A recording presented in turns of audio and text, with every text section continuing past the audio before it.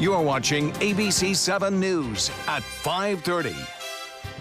Welcome back. The new contract is signed and her resignation letter has been submitted. Dr. Diana Green's last day as superintendent for Manatee County Schools is June 30th. ABC7's Jess Dowdrick sat down with Dr. Green one-on-one today. She joins us now to explain what challenges her future replacement faces moving the district forward. Jess? Jacqueline, she may be on her way out the door, but Dr. Green says she's focused on finishing the fiscal school year and ensuring the interim superintendent has the foundation to start the 2018-2019 school year off on the right foot. Duval County is where Dr. Diana Green landed her first teaching job, fresh out of college. Starting July 1st, she'll run the district as superintendent. It's just a dream come true to have an opportunity to go back. Back here at home, the focus now is on finding her replacement. The first step, selecting an interim superintendent to run the district while the school board searches for its next leader. Someone who is very knowledgeable of what's already happening in the school district, someone who has been a part of the school district in most recent years. Dr. Green isn't ready to announce who she thinks should have the temporary job, but if the board asks, if they ask for my opinion, I will share with them my recommendation. The biggest struggle Dr. Green feels that the district is facing as she leaves is the continued growth. We have 3 schools on the way. Those 3 schools, when they open, there's a possibility that we will still need additional schools. Then there's the issue of school safety and making ends meet to pay for school resource officers and armed guardians.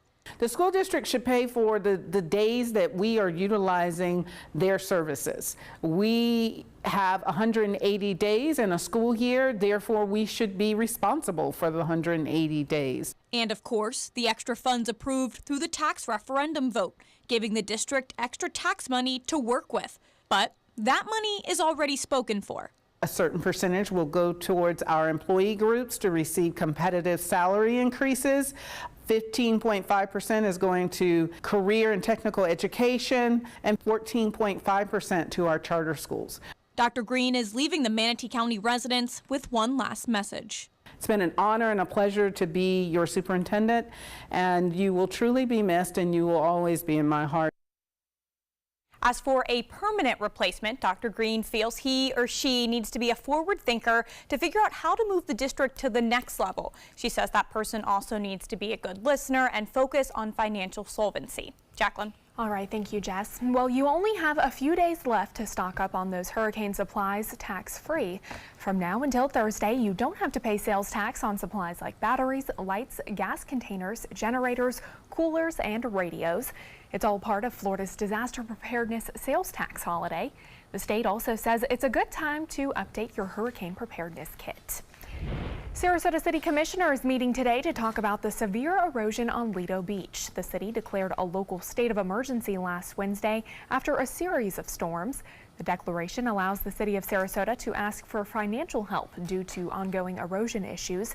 It also lets property owners place up to 300 cubic yards of bagged sand on the beach to protect their private property. Well, let's check in with Chief Meteorologist Bob Harrigan for a look at our first alert forecast on this Monday evening. Bob. Well, some good news on the GFS long-range model. We talked about it last week. We were saying that the GFS was thinking about spinning something up again in the Gulf of Mexico. So as far as that erosion goes, a little bit better news. The GFS today, the latest run, not showing that system developing, and they have a tendency to do that. Sometimes the GFS does spin things up a little bit prematurely. 96. That's what it feels like out there today. It felt like 100 at one point, and the pressure coming up very slightly, but the humidity is what's so high. It's 72% with a west wind. It makes it feel all that much warmer. Titan radar picture showing a few afternoon storms, rather intense now along the east coast, associated with a weak frontal boundary. We talked about this last week. The front's going to come down, get close to us on Tuesday, and hang around just enough to bring us a few scattered showers now and again, it looks like, especially during the overnight and in the morning near the coast. Inland storms in the afternoon due to that west wind has a tendency to push everything inland and make it go toward the east coast. The day planner for Tuesday is calling for a few showers down again. 3 o'clock showers will be, it looks like inland storms. pushing off toward the east. We may have a few showers in the morning, but look at the low. Starting off at 79 degrees. We had a record low minimum, it's called, this morning, with temperatures were in the low 80s to upper 70s across the region. Well, this particular model indicating a lot more activity, I think, than will happen, but we will see some storms in central Florida and along the east coast.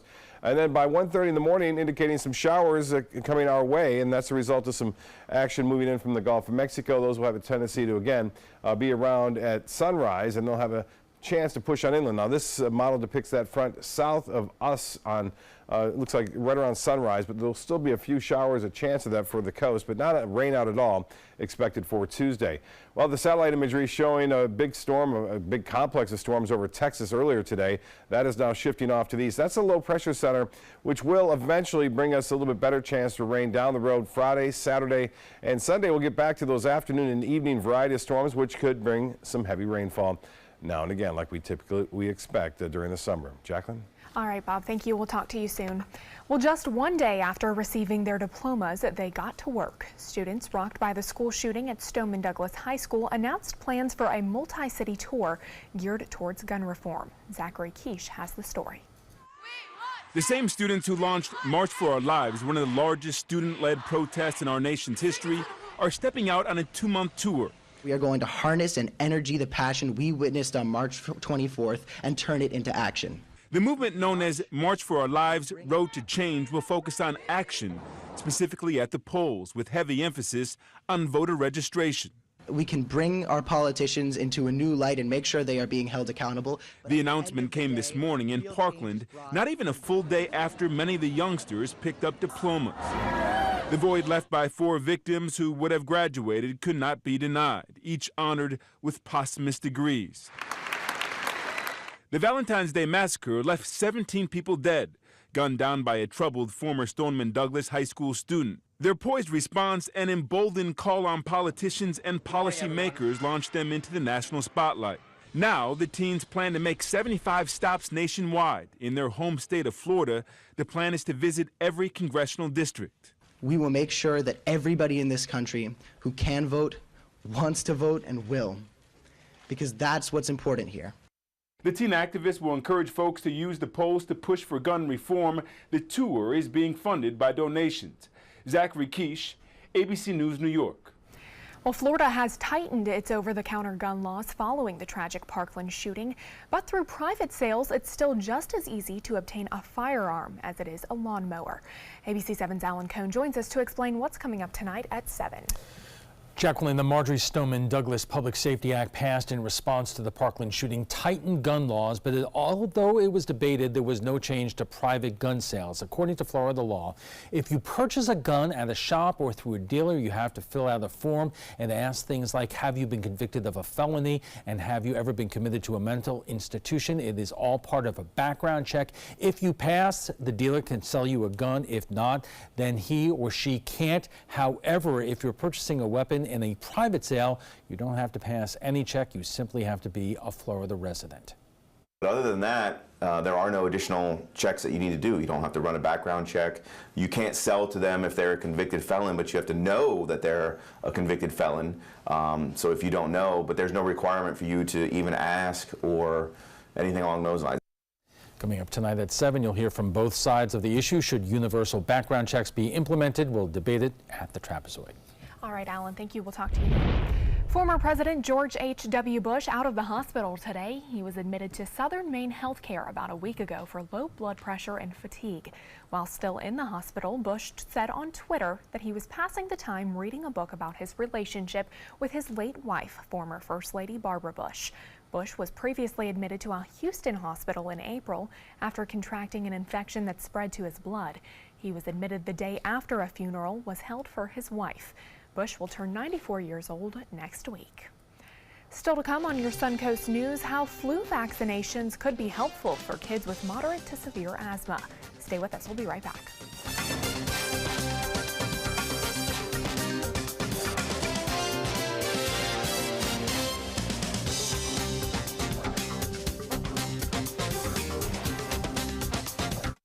There's never been a better time to call California Closets. Now during our Finish Upgrade event, save up to 15% when you upgrade to a premium finish. Schedule your free design consultation today. Visit our showroom or go to californiaclosets.com. It fell off the roof of my car. It fell out of my backpack. Oh, it fell off my grocery cart. I tossed it to a really clumsy friend. I tripped while jogging. My 2-year-old had a temper tantrum. It bounced down 2 flights of stairs. No matter how you broke your smartphone, there's only one smart way to fix it. Batteries plus bulbs.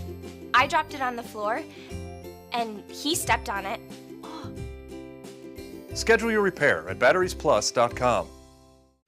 So, how many of us feel completely confident about our financial future? Let's hear some specifics. Yes, go ahead. I don't want to be a burden to my kids. When my husband died, it took almost all of our savings to give him a proper funeral. I honestly don't know if there's enough to bury me, let alone cover expenses should something happen. Okay. Let's talk solutions. One thing you may want to get in place is a guaranteed whole life insurance policy from United of Omaha Life Insurance Company, which is a Mutual of Omaha company. This is affordable coverage, which provides a cash payment which can cover funeral expenses, bills, and other financial needs. Most payments are on their way within 24 hours. Yes, sir. I need medical exams, things like that. No medical exams. If you're between the ages of 45 and 85, you can call this number or you can go online and apply for coverage up to $25,000. United of Omaha Guaranteed Whole Life Insurance. Call or go online now. My credit score was not that great. I didn't understand what went into my credit score. It was overwhelming. Do you want to attain better credit health but don't know where to start?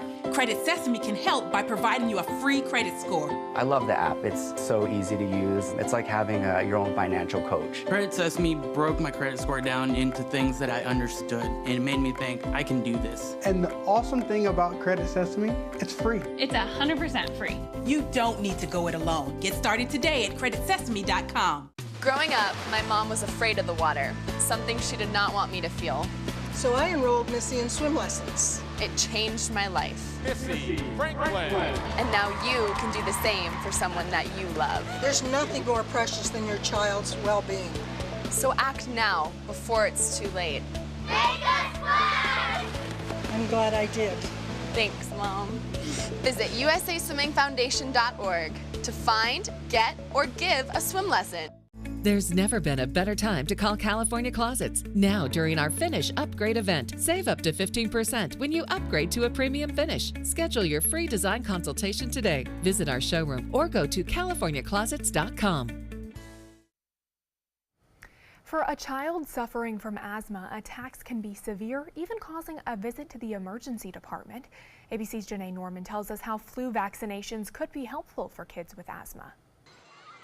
Asthma and respiratory viruses are like oil and water. They don't go well together. Weakened by the common cold or flu, a child often responds poorly to standard emergency treatment.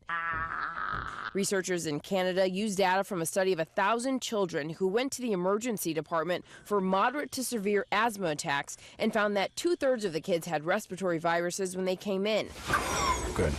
And believe it or not, when the kids with respiratory viruses were given the standard treatment for their asthma attack, 20% did not respond and many needed to be hospitalized. Those with the flu and parainfluenza turned out to have at least a 37% more chance of not responding to treatment.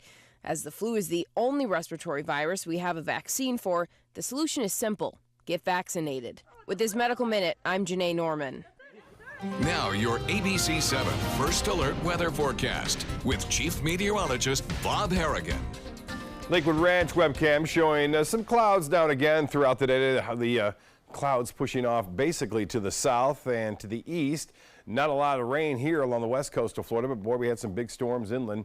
The water vapor imagery showing a trough of low pressure driving down into the eastern Gulf of Mexico, a little dry air behind it, but there's just enough instability in the atmosphere to allow for a few showers to pop up after midnight tonight along the coast and then move toward the inland areas later on in the afternoon. On Tuesday, it's humid out there because of this high pressure ridge getting bumped down by that trough is now down to our south. That's giving us that westerly component. at a lot of the levels, and that means everything is going to kind of transition inland and push toward the East Coast in the afternoon and evening, like we're seeing today. You can see some of that activity pretty heavy along the East Coast, continuing to push off in that general direction. Now, not much going on in Orlando, but Melbourne getting some big storms. Also, the heavy weather that was around earlier in Gainesville has now shifted off the coast of St. Augustine, and some showers popping up once again across parts of north central Florida. Our wind component will stay out of the west throughout the day on Tuesday, anywhere from 10 to 15 miles an hour, and that will keep the dew points up, and that means the feels like temperature today was 99. That's what it felt like at the Sarasota-Bradenton Airport in most areas, even inland a little bit, near 100 degrees at Lakewood Ranch and also Parrish. The feels like temperature as a result of that higher humidity not allowing us to cool down as often with the warm, moist air in place, and that stays with us through Wednesday too.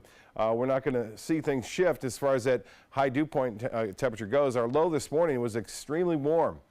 We have right now 86 degrees with a temperature the dew point temperature of 76, and the barometer 29.94 inches. The high today was right at the average of 88, but the low this morning was 80 degrees. That's a new record for a warm reading, 80 degrees. 71 is our typical low for this time of year. And as far as rainfall goes, we're starting off the month so far below average for the first few days. 0.58 inches below average for the month of June so far. Well, the futurecast is going to change that, it looks like, tomorrow. This is at 4:30 in the morning, showing a little line of showers developing in the Gulf and pushing off toward the east. So a few coastal showers are possible, even up to 11, 12 o'clock, right around noon tomorrow. There'll still be a chance. And then the main focus will be inland, again, making its way toward Fort Pierce in the afternoon and West Palm Beach. Now, Wednesday starts off with similar conditions with a west wind. We get this pattern of morning showers near the coast, and that's not going away anytime soon with the heavier storms well away from the coast in the afternoon. And then on Thursday and Friday, we start to transition. I think we'll get back into a better chance for some more widespread showers and storms scattered about both during the day and even in the evening hours. Now, tomorrow's forecast looks to be around average as far as temperature goes, but with the feels like temperature at around 100 degrees in the afternoon. Satellite and radar imagery showing pretty quiet weather over the southern plain states and throughout most of the southeast. A few showers over the northeast United States, and no real threat of any watches or warnings here. We have some severe weather warnings along the east coast of Florida. Temperature right now 69 in New York.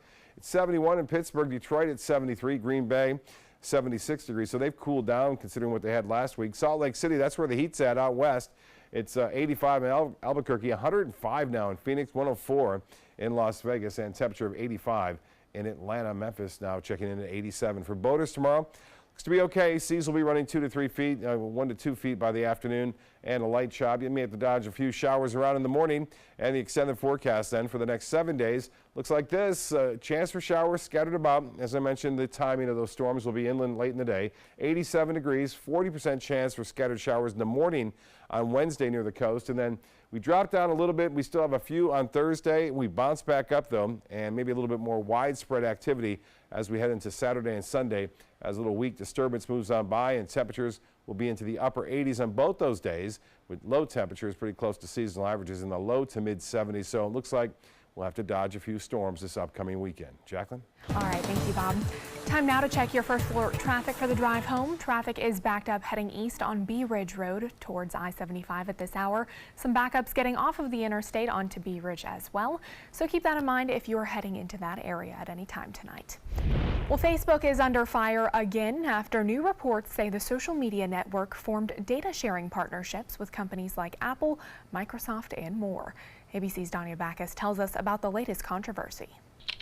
More controversy surrounding Facebook and privacy. According to the New York Times, before Facebook was available on your smartphone, it formed data sharing partnerships with at least 60 device makers, including top companies like Apple, Microsoft, and Samsung. Those features let phone and tablet makers access personal information, including your relationship status, political leaning, and upcoming events. And it didn't stop there. The report says it allowed those companies to also access your friends' data without direct consent, even after the company said it would no longer share that information. In the last couple of months, that was a mistake, and I'm sorry for it. Facebook CEO Mark Zuckerberg has testified before the European Union and United States Congress. What kind of message did you bring to Congress today, sir? Apologizing for what he says was his company's failure to prevent user data from being misused. after research firm Cambridge Analytica allegedly accessed personal information of up to 50 million Facebook users without consent. But Facebook says it disputes the new accusations in the New York Times report. A Facebook vice president responding to the report saying the company has been winding down these partnerships since April, posting on a blog, "These partners signed agreements that prevented people's Facebook information from being used for any other purpose than to recreate Facebook experiences." Facebook says these agreements were made over 10 years ago to help Facebook get on devices like your phone, saying it is not aware of any abuse by those companies. Danya Backus, ABC News, Los Angeles. Google announcing they will not renew a contract next year with the Pentagon. The deal provides algorithms to interpret video images and improves the targeting of drone strikes. Prior to the announcement, several employees had quit and thousands more signed a petition asking Google's CEO to cancel that project. Well, the horrific fatal accident on a Southwest Airlines flight in April is taking a toll on sales. A passenger was killed when a fan blade broke off of an engine and shrapnel shattered the window that she was sitting next to. She died after being partly sucked out of the plane. The company says it pulled advertising after the deadly incident, as is standard practice, and customers started buying fewer tickets. The airline knew as early as April that the accident was affecting sales, but now says it's worse than they originally thought. They are now expecting revenue to drop roughly 3%. HelloFresh is making its way into the world of brick-and-mortar retail grocery stores. The online meal kit company says it's going to begin selling its products at hundreds of giant food and stop-and-shop stores. The company plans to add more retailers later in the year. The HelloFresh meal kits will sell for about $15 to $20. The company says consumers will be able to cook them in less than half an hour. Stay with us. Entertainment news is coming up next.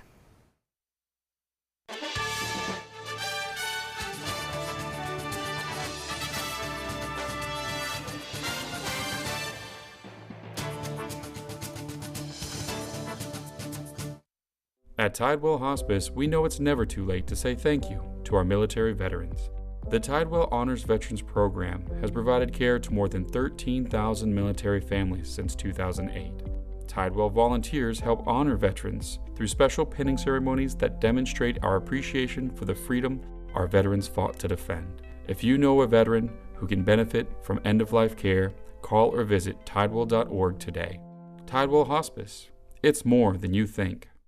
Are you a food lover, restaurant goer, or home cook? Then check out My Suncoast Dining on mysuncoast.com, your guide to the foodie lifestyle. ABC7's own Chef Judy serves up her favorite recipes, cooking tips and trends, dining blogs, and helpful step-by-step videos. And you'll love the restaurant guide with direct links to your favorite Suncoast eateries. Whether you're cooking in or dining out, whet your appetite with tasty tips from Chef Judy at mysuncoast.com/dining. Okay, so what would you bring to my company? What do you need? I need problem-solving skills. I got through high school without a car, a phone, or a computer. No college degree, though. Not yet, but life's taught me a lot, and I'm ready for more. Well, you're not the typical kind of candidate that I hire. But you are exactly what I'm looking for. Your company could be missing out on the candidates it needs most. Learn how to find a great pool of untapped talent at gradsoflife.org. Imagine a world filled with pillow fights, playgrounds, and the search for the perfect climbing tree. Every kid deserves that world, but 1 in 5 kids in America struggle with hunger. At No Kid Hungry, we're committed to creating a world where every kid eats healthy food every day. We raise funds, we help families, and we lift up communities.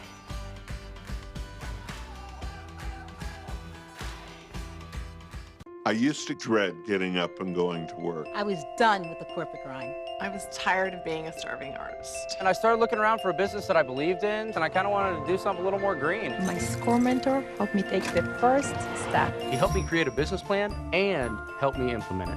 They've really taught me how to think big. SCORE helped me to make the unimaginable possible, all for free. I'm here because of SCORE. I'm here because of SCORE. Get your free business mentor at score.org. That is a pretty good breakfast. You're not even eating. Not hungry. No? Why not? What's up? Kath and I knew that Jenny'd been partying a bit. Found out she tried heroin.